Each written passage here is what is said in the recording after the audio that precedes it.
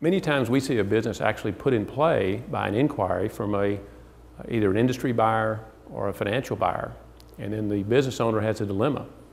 Many times the owner believes that they can proceed on their own with this transaction. There's a couple of pitfalls.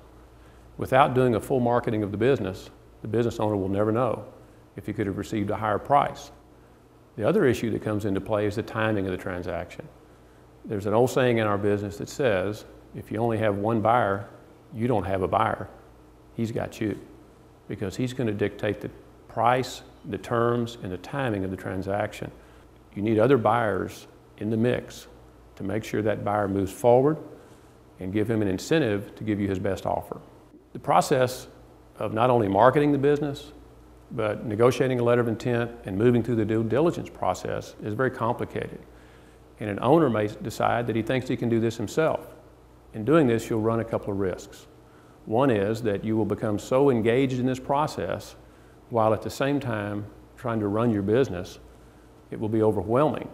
And then at the end of the process, a savvy buyer will stretch out the due diligence process, and then he will renegotiate prior to closing. So the intermediary and the rest of the deal team are keys to letting the business owner focus on running the business and maintaining that value, while they focus on getting the buyer to perform and get to closing.